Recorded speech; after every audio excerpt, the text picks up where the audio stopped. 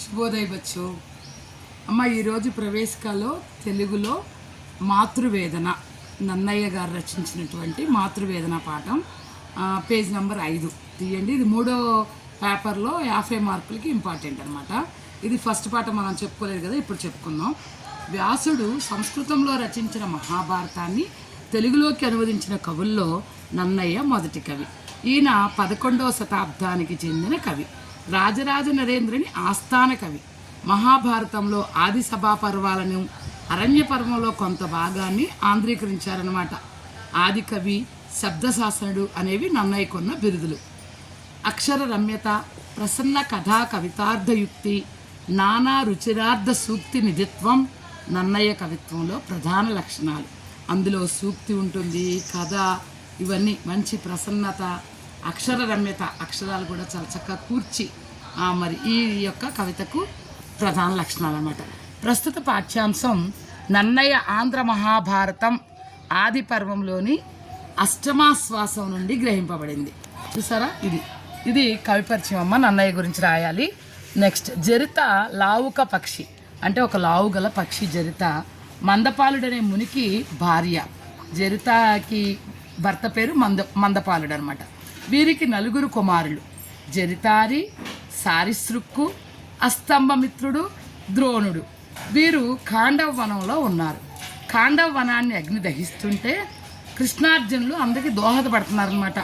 అంటే ఖాండవ వనాన్ని అగ్ని దహిస్తుంది, కృష్ణార్జునులు ఇంకా అగ్నిని ఇంకా దహింపజేస్తానికి సహాయపడుతున్నారు.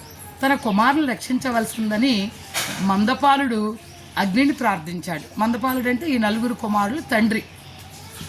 ఈ విషయం మందపాలని భార్య జరితకు తెలియదనమాట. అగ్నిజ్వాల నుండి తన కుమారులు రక్షించుకుని మార్గం తెలియక జరిత దుఃఖిస్తుంది.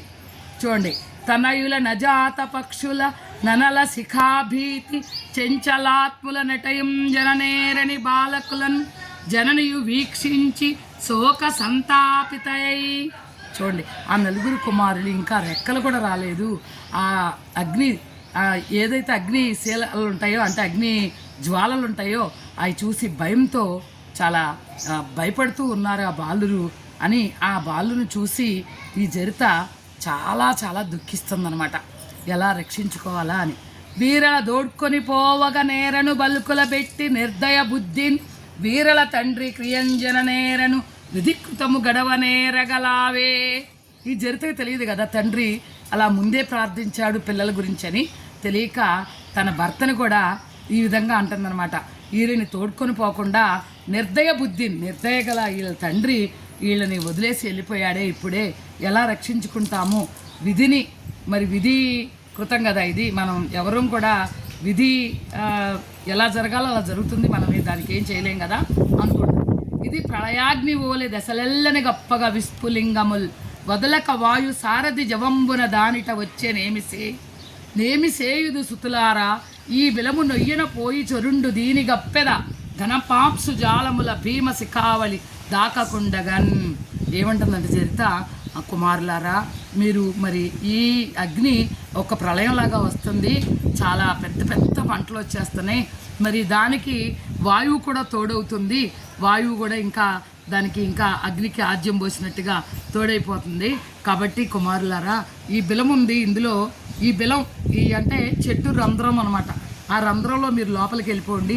నేను దాన్ని పొగరు పెట్టో లేదంటే ఇంకా ఘన పాసాంజు జాలముల, అంటే బూడిద ఇవన్నీ కప్పేసి భీమశిఖావళి దాకకుండా, ఆ భయంకరమైన అగ్ని తాకకుండా మీకు నేను వాటిని కప్పెట్టేస్తాను ఆ రంధ్రాన్ని అని అంటుంది. కొడుకుల బ్రహ్మ విత్తముల గోరిన ఎట్టుల వీరి నల్వరం పడిసితి నిమ్మహాత్ములను ఉపాయము నందకయుండ వెంచుచున్ నడుపు మటంచు నన్ను మునినాథుడు మీ జనకుండు పంచి ఇప్పుడు ఏటేని పోయే హతభృక్కల ఎంబుదలంపకక్కట.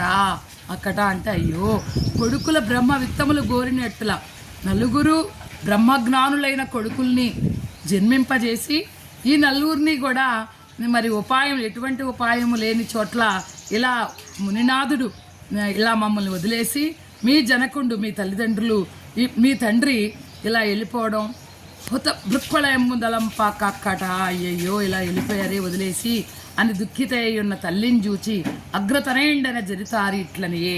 ముందే చెప్పుకున్నాం కదా, నలుగురు కుమారులని, పెద్ద కుమారుడు జరితారి. ఏమన్నాడంటే, బిలము సొచ్చితమేని నందెలుక జంపు నిందయుండితమేని దానేర్చు నగ్ని ఎలుక చే చచ్చు కంటే నీ జ్వలన శిఖలాంగ్రాగి పుణ్యలోకంబులగాంతు మేము. చూడమ్మా, ఈ బెలవులోకి వెళ్ళిపోయి ఆ ఎలుక మా మాంసపు ముద్దలని చెప్పి మమ్మల్ని చంపేస్తే తినేస్తుంది, దానికంటే ఈ అగ్నిలోనే దహింపజేయడం. అంటే అగ్ని వస్తుందో రాదో తెలియదు, ఇటు వస్తుందో రాదో, ఒకవేళ గాలి అటు వీసిందంటే అటు వెళ్ళిపోద్ది. కాబట్టి మేము అగ్నితో దహింపజేస్తే మేము పుణ్యలోకాలకు వెళ్తాము అని ఆ చక్కగా వివరిస్తాడు. ఎవరు? పెద్ద కుమారుడు. ఎవరికి? జరితారికి. మరియు మాంసపిండంబుల మై ఉన్న మాకు బిల ప్రవేశంబున మూషిక భయంబు నేతం బిందయుండిన అగ్ని భయంబు సంసేత బెట్లనినా. చూడమ్మా, ఆ బిలంలోకి వెళ్ళి ఆ మూషిక అంటే ఎలుక బారిన పడేదానికంటే ఇలా ఈ అగ్ని భయం మాకేం పెద్ద ఇది కాదు. జ్వలనంబు వాయవసమ్మున దొలంగుడు జీవనం మాకు దొరుకుని గృత్యం. ఒకవేళ వాయు గనక వాయు వశంలోకి వచ్చేసింది అనుకోండి అగ్ని, వాయువు ఎటు వెళ్తే అటు వెళ్ళిపోద్ది. కాబట్టి మాకు కూడా కొంచెం అవకాశం, జీవించే అవకాశం ఉంటుంది. గృత్యంబుల సంసేవిత కార్యంబులు కర్తవ్యములు నీతముల వర్జ్యముల్. కాబట్టి మనం అది ఖచ్చితంగా జరుగుతుంది అన్నప్పుడు దానికి వెళ్ళకూడదు. అనుమానంగా ఉన్న పనినే మనం చెయ్యాలి. కావున నీవు మెచ్చిన చోటికి భోవనోపము మా వల నీ మోహంబు విడిచి ఎరుగు మేము దహన క్లేశంబును పొందినను నీవు జీవించి పుత్రులం పడియునో వదవు. అమ్మా, మా దిగులను వదిలేసి నువ్వు గనక ఎగిరి వెళ్ళిపోయావనుకో అమ్మా, అగ్నికి ఆహుతి కాకుండా వెళ్ళావనుకో, నువ్వు జీవిస్తే ఇంకొద్ది మంది పిల్లలు నీకు పుడతారు. నీ పుణ్యవశంబున మాకు అగ్ని భయంబు తొలంగనేని నీవు మా యుద్ధకు వచ్చి ఎప్పటి ఎట్లా రక్షింతవని కొడుకులెల్ల మృక్కిని చూచి జరితాయి బాష్పపూరిత తనని ఆసన్న తరుగులు గహన దహన మహోత్సవండయొచ్చు హవ్యవాహనం చూచి ప్రాణ భయంబున గగనంబున కెగిసచనంతా.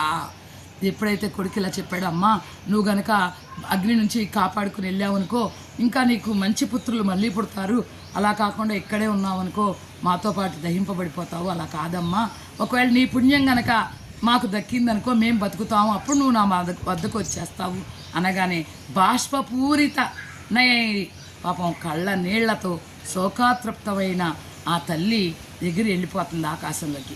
నలురగు 4 వేదమ్మల మంత్రములప్ప బ్రహ్మ ముఖముల ఓలేన్ విలయంగా సంస్థుతించుచు నలగముల మా మభయమని రయ్యలను అగ్నిదేవుండప్పుడు మందపాలు ప్రార్థనం దలంచి అన్నలువురు సార్గకులనున్న వృక్షంబు భక్షింపక పరిహరించిన జరితయు దానిని చూచి సంతసిల్లి కొడుకుల యొద్దకు వచ్చి సుఖంబుండేన్.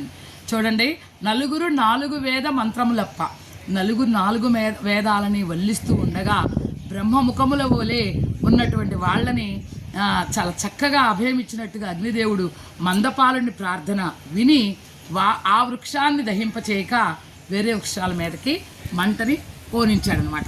ఇది చూసి జరిత చాలా ఆనందించి కొడుకుల వద్దకి ఆనందంగా వచ్చిందమ్మ.